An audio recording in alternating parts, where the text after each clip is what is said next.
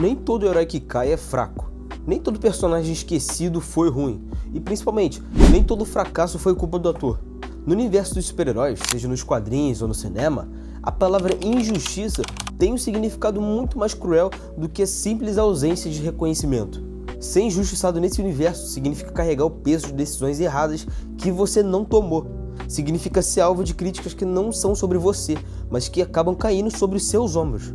É atuar com o coração aberto a tudo de si e mesmo assim você ser apagado. O mundo dos heróis não tem piedade com quem tenta fazer diferente. Pensa, por exemplo, no Demolidor do Ben Affleck, lançado em 2003. O filme ele foi massacrado, e com razão total. Mas em meio a todo esse caos, ninguém olhou de verdade para a atuação do Ben Affleck. Ninguém viu que ele entregava o Matt Murdock perturbado, silencioso, torturado pela sua fé e pelos seus pecados. Ele foi enterrado junto com esse filme. E só quase 15 anos depois, com a série da Netflix e o Charlie Cox, que o personagem pôde respirar de novo. Mas e o Ben Affleck? O que aconteceu com ele? Ele virou motivo de chacota. Mesmo com todo esforço, com entrega, com potencial, ele foi esquecido. Outro exemplo muito claro é o Henry Cavill como Superman. Muito frio e sem carisma. Muitos disseram isso. Mas poucas pessoas prestaram atenção que o Superman dele não era para ser um escoteirinho. Era para ser um deus no meio dos humanos, literalmente. E vamos falar a verdade, o Henry Cavill ele não foi o maior problema disso. Ele foi o sacrifício. O Superman dele ele foi moldado para encaixar numa narrativa mais sombria e realista. Ou então vamos olhar para o Brandon Routh, que teve a difícil tarefa de ser o sucessor de Christopher Reeve em Superman no Retorno. Um filme que nem sabia se era reboot ou homenagem, que ficou preso demais no passado e ao mesmo tempo não ofereceu nada de novo. E o Brandon, ele foi esquecido. Até ele ter uma chance de redenção no crossover da CW anos depois. E quando voltou como Superman, ele emocionou e todo mundo gostou. Mas a pergunta que fica é, por que a gente demora tanto para dar valor? O padrão disso é muito claro. O público ele cobra autenticidade, mas eles não gostam quando vem uma coisa diferente do que eles esperam. Você ser injustiçado no universo dos heróis é tipo você cair num limbo entre expectativa e execução. É ser o rosto de um projeto problemático e levar a culpa por todos os erros. É dar uma das melhores atuações emocionais de um herói e ainda por cima ser chamado de o pior de todos. É fazer de tudo para honrar um personagem e ser esquecido, porque o público ele quer emoção, mas nem sempre entende quando ela vem de verdade. Mas talvez ninguém tenha entendido isso na pele como o Andrew Garfield. Ele não fracassou por não ter talento. Ele não foi esquecido por ser ruim. Ele foi vítima de um sistema cruel que não soube enxergar o que ele estava oferecendo. Enquanto todo mundo queria um Homem-Aranha divertido, ele entregou um Homem-Aranha divertido e humano. E por isso, ninguém gostou. E bom, quando Andrew Garfield ele assumiu o manto de Homem-Aranha em 2012, ele não estava só interpretando um personagem icônico. Ele estava herdando um legado quase sagrado para milhões de fãs ao redor do mundo. E esse legado tinha nome, formato e tom. A trilogia dirigida pelo Sam Raimi e estrelada pelo Tobey Maguire. O problema todo é que o Andrew Garfield ele não começou do zero. Ele começou tendo que provar que ele era digno de ser o Homem-Aranha. E é justamente aí que a gente começa a entender o peso da injustiça que caiu em cima dele. E para você entender a pressão que o Andrew Garfield enfrentou, é preciso a gente mergulhar no que foi e ainda é o culto em torno da trilogia de Sam Raimi. Porque não se trata só de nostalgia, mas de uma coisa muito maior, uma verdadeira canonização cultural de um conjunto de filmes que definiram uma geração inteira. Quando Homem-Aranha chegou nos cinemas, o universo de super-heróis ainda era um campo instável. Filmes como X-Men tinham dado uns passos importantes, mas foi o Sam Raimi que provou, com autoridade, que um super-herói poderia ser emocionante e humano ao mesmo tempo. O Peter do Tobey Maguire era muito desajeitado, sofrido, comum, e isso encantou o público. Mas foi além disso, o Sam Raimi ele não só trouxe o Homem-Aranha para as telas, ele criou uma linguagem. O jeito que os vilões eram apresentados, os lemas morais, tudo isso moldou uma estética e uma sensibilidade que se tornaram referência. O segundo filme então, Homem-Aranha 2, é até hoje considerado por muitos o melhor filme de heróis já feito, com a história do Peter sendo quase uma história bíblica, sobre sacrifício, responsabilidade e solidão. E o Sam Raimi, ele vindo do terror e da fantasia, ele imprimiu na sua trilogia um estilo que misturava um humor caricato, drama pesado e uma estética visual muito marcante para a época. A cena do beijo de ponta cabeça, o Tobey Maguire dançando em Homem-Aranha 3, tudo isso virou uma memória afetiva imbatível. Então quando o espetáculo Homem-Aranha estreou, só depois de 5 anos do último filme do Tobey Maguire, o público não viu aquilo só como uma nova proposta. Eles só viram como uma substituição indesejada dos fãs. Afinal, por que você vai reiniciar uma coisa que já era amado? O problema do Andrew Garfield nunca foi a sua atuação, foi a ideia de que ele não era o Tobey Maguire. O culto da trilogia do Sam Raimi criou uma barreira natural para qualquer outra versão que tentasse ocupar aquele espaço emocional. Mesmo com o Andrew entregando cenas emocionais intensas, como a morte do tio Ben ou a sua relação com a Gwen, isso sempre era uma comparação bem injusta, um filtro de expectativa que o público botava em cima do Andrew Garfield, que era extremamente injusto. E quando o Tobey Maguire retornou em No Way Home, a internet praticamente parou. E isso só serviu para reforçar o culto. O público foi à loucura, e não foi só para ver ele de novo, mas por ver seu Peter com rugas, com sabedoria, com legado. O filme tratou Tobey Maguire como um mestre, um Peter veterano, dando a ele quase um status sagrado. Foi o reconhecimento máximo do impacto da sua trilogia. E também, ironicamente, o momento onde muitos finalmente abriram os olhos para o Andrew Garfield, que brilhou no mesmo filme com ele, com a sua atuação intensa, emocional e profundamente humana. E voltando, reiniciar uma franquia de sucesso já é uma tarefa bem complexa por si só. Mas você reiniciar a franquia do Homem-Aranha, poucos anos depois de uma trilogia que marcou a cultura pop de forma quase religiosa, é como tentar reescrever o livro sagrado enquanto os fiéis ainda estão lendo. E foi exatamente esse fardo colocado sobre os ombros do Andrew Garfield. Ele teve que convencer o mundo inteiro de que havia motivo para o reboot existir. E para entender o peso dessa responsabilidade, é importante a gente lembrar que o encerramento da trilogia do Sam Raimi não foi planejada. Homem-Aranha 3, mesmo sendo um sucesso de bilheteria, foi muito mal recebido pelo público e pela crítica, e especialmente pela superlotação de vilões e decisões de roteiros forçadas. Ainda assim, os planos para Homem-Aranha 4 ainda estavam em andamento, até que de forma repentina o projeto ele foi cancelado. E esse cancelamento deixou o público em estado de luto narrativo. Era como se fosse uma história que eles acompanharam por quase uma década tivesse sido interrompida no meio de uma frase.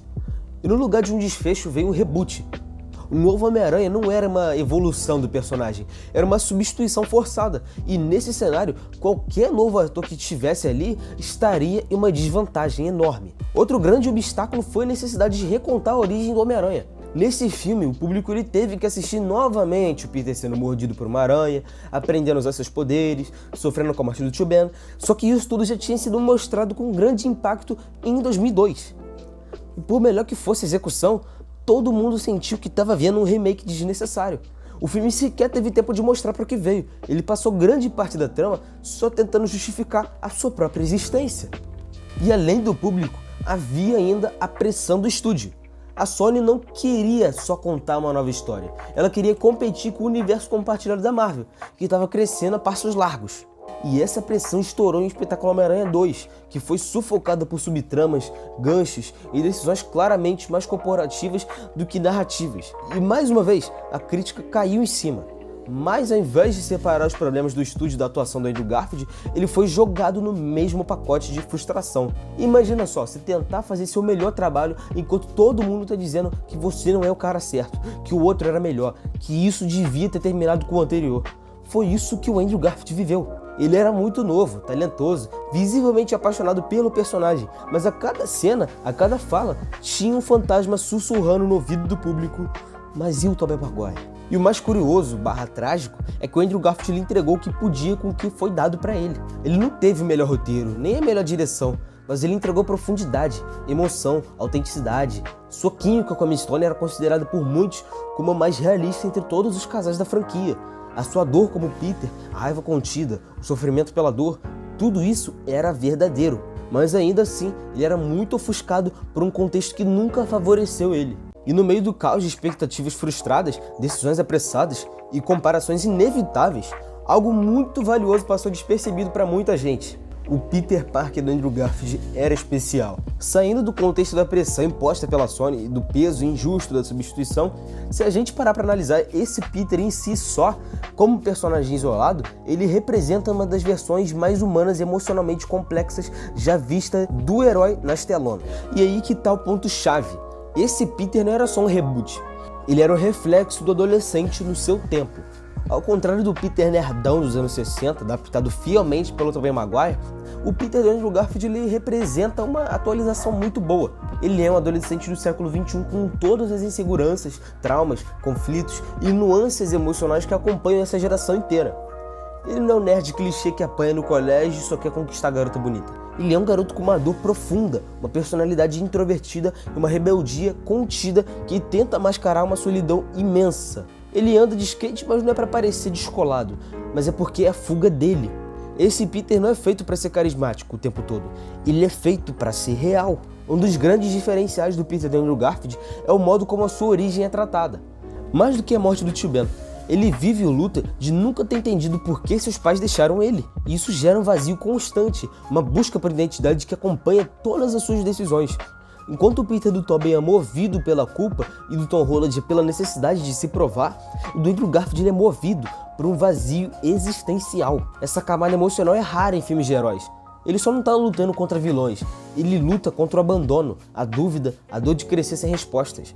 Isso torna o personagem profundamente humano e faz com que a sua jornada não seja só de heroísmo físico, mas de tentativa de cura emocional. Outra grande força desse Peter é o modo como ele se relaciona com as pessoas, especialmente com a Gwen Stacy. A relação entre eles não segue o clichê de garoto nerd que conquista a garota popular. Muito pelo contrário, a Gwen é inteligente, forte, independente. E o Peter, mesmo apaixonado, é cheio de conflitos, medos e hesitações. O relacionamento deles é construído na base do afeto real e não de idealizações. As cenas entre eles carregam uma carga emocional rara de ver num filme de herói. E quando a Gwen morre, o impacto é muito grande. Não só pelo que ela representa, mas porque a gente acredita naquele amor. Não era só uma namorada do herói. Era um laço humano que foi brutalmente cortado. A forma como o Andrew atua depois dessa perda, o luto silencioso, a raiva contida, é de partir o coração. E é aí que o seu Peter mais se aproxima de todos nós. Ele erra, ele sofre, ele quebra e continua de pé, mesmo sem saber se está pronto para isso. Muitas vezes criticam o Peter do Andrew por ser rebelde demais, arrogante ou até mesmo impulsivo. Mas isso, na verdade, é o que torna ele cada vez mais humano.